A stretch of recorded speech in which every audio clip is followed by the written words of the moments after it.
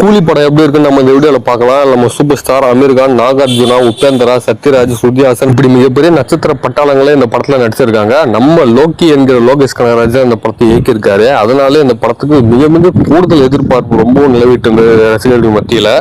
So இந்த படம் ரசிகர்களோட எதிர்பார்ப்பை பூர்த்தி செஞ்சதா அப்படின்னு கேட்டீங்கன்னா, இந்த டைரக்டரோட முந்தைய படத்துக்கு எவ்வளவு தேவலாம் அப்படின்னு சொல்ற அளவுக்கு தான் இந்த படம் இருக்கு.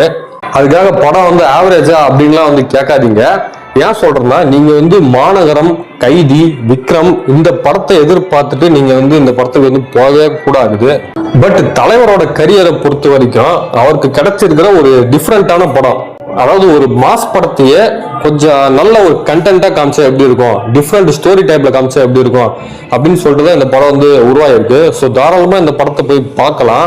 பட் எனக்கு என்ன புரியலன்னா, இந்த படத்துக்கு ஏன் சர்டிஃபிகேட் கொடுத்தாங்க?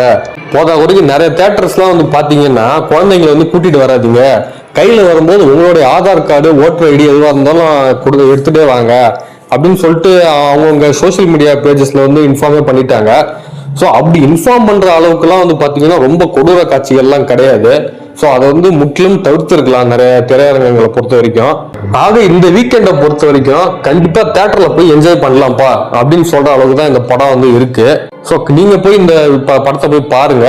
பார்த்துட்டு உங்களுக்கு இந்த படம் எப்படி இருக்கு, ஒரு லோகேஷ் ஃபேனா நீங்க இருந்தீங்கன்னா உங்களுக்கு இந்த படம் எப்படி இருக்கு, உங்களோட எதிர்பார்ப்புகளை வந்து பூர்த்தி செஞ்சுதா, அதுல நீங்க வந்து ஒரு தலைவர் ஃபேன் அப்படின்னா உங்களுக்கு இந்த படம் எப்படி இருக்கு அப்படின்னு சொல்லிட்டு நீங்க என்னோட கமெண்ட் பாக்ஸ்ல சொல்லுங்க.